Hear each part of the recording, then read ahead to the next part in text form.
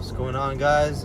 Gonna do a quick video on the day in life of a ROTC cadet and also as an engineering student. So as you know, I went to Rutgers University for my mechanical engineering degree, and while at Rutgers I was part of the Rutgers Army ROTC, and also I was enlisted in the New Jersey National Guard. So my freshman and senior year I dormed, and my sophomore and junior year I commuted from my parents' house. So I'll give you a little timeline as to how it worked out for me. So first, as a freshman, when I was dorming, I would get up at around 6:30, sometimes 6:15, get ready, wear your PT uniform, brush your teeth, shave, and then go to the bus stop by 7.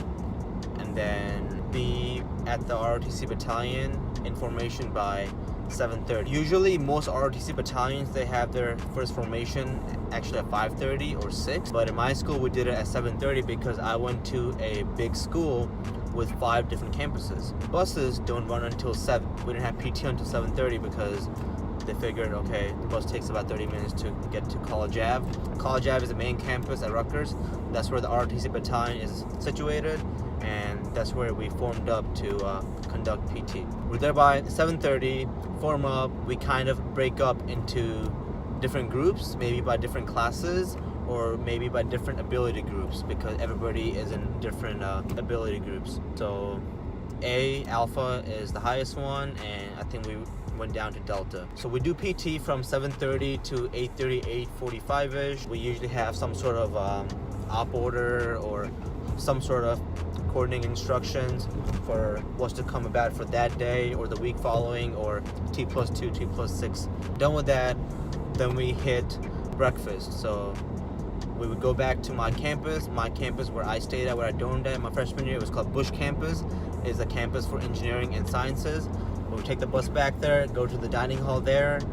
Every single campus had 1 or 2 dining halls, and we'll eat breakfast, and then I'm back in my dorm by 9:30. I like to take afternoon or evening classes, so oftentimes I would come back from PT, eat breakfast, then shower, and just take a nap. And then from around 9:30, or maybe like from 10 to 11-ish, I will take a nap. Then I'll wake up, depending on what I have to do, if I have class or if I have exam, whatever, but I would try to then hit the gym. Then from 11:30-ish to maybe like 1, I'll hit the gym, and then I will go to the dining hall, eat lunch with whoever I went to gym with, be done with lunch around 1:30, then from 1:30 till the next class. So usually my classes were in the evening, so let's say like around 5 or 6, I will just study. Oftentimes I would just stay in the dining hall and just study, because once you swipe in, you could stay there the entire day, and you could just eat the entire day, and I love eating.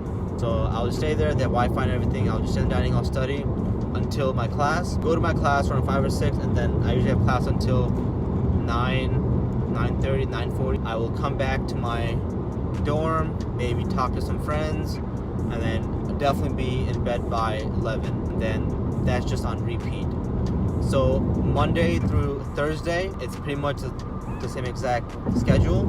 Friday, we have something called lab, which means that you don't do PT that day, but you just go to the woods pretty much, and you focus on tactics, as in how to raid a village, or how to do reconnaissance, how to do an ambush.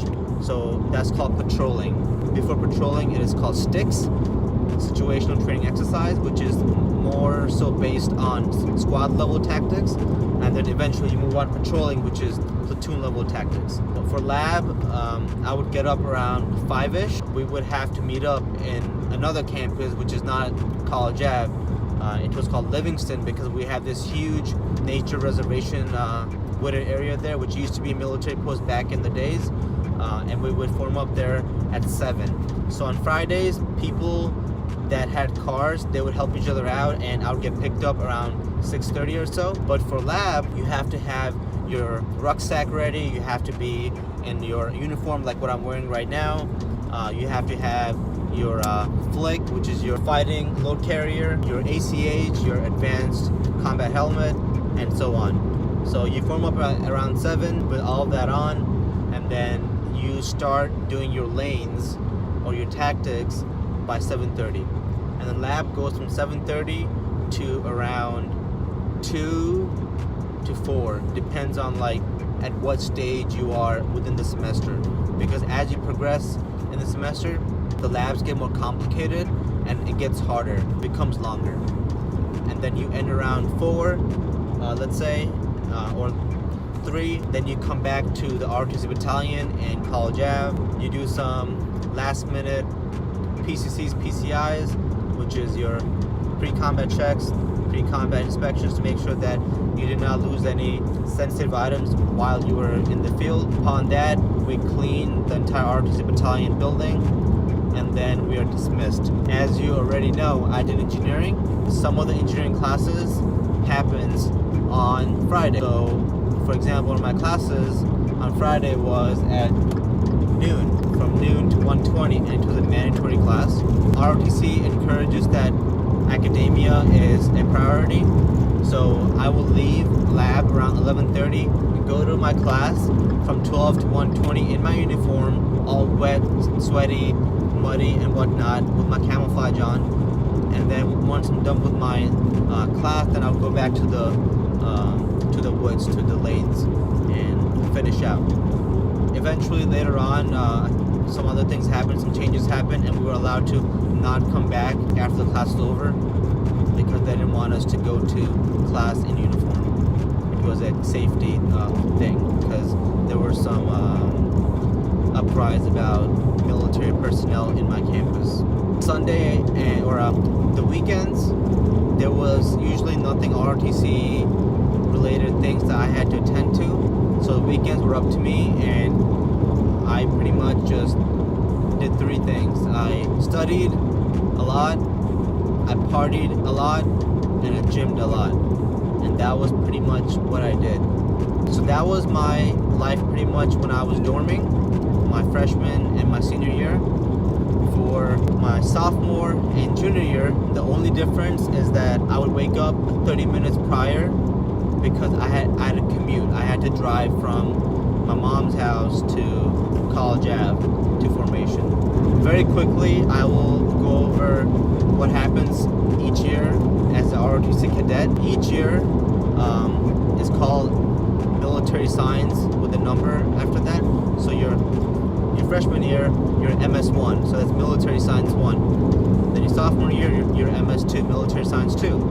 And then your junior year, MS3, senior year, MS4. The most important year is your MS3 year, because between your MS3 year and MS4 year, you go to something called LDAC. Now it's called Advanced Camp, I believe. LDAC is pretty much, it's a 1-month course assessment, and you have to pass that in order to be able to commission as an officer in the Army. So your junior year is super crucial, and you're super busy, because you want to make sure that you are trained very well to perform well and get a good grade in LDAC, because getting a good grade in LDAC makes you competitive and makes you eligible to go to any location you want in terms of military stations, any branch that you want. If you want to go active duty, which is more competitive, or if you want to go National Guard or Reserve, which is not as competitive. So your MS1 year, you're new to the Army, you don't know anything, so you are just a private, you're a cadet private. You are just following, you are a follower, because the Army's message is that you learn to lead by following first, by learning to follow first. So you learn to lead by learning to follow first. Entire freshman year, at least the first semester, you are just following. You're getting told what to do, and you're doing all the things that the upperclassmen do not want to do. So you're cleaning, spending more time doing all the busy work.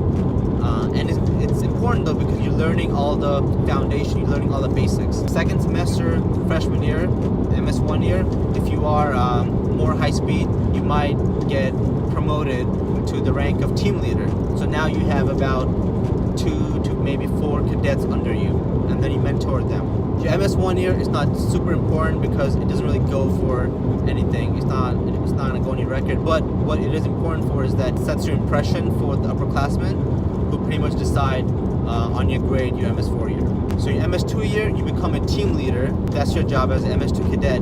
You are in charge of 2 to 4 cadets who are MS1s under you, and you do everything for them.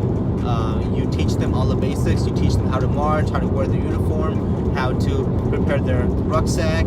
You may teach them some basic things like land navigation. You may teach them some tactics like how to set up a claymore, how to clean out a machine gun, a rifle, a handgun, how to assemble it and disassemble it, all those basics as MS2. MS3 year, you are a squad leader and up.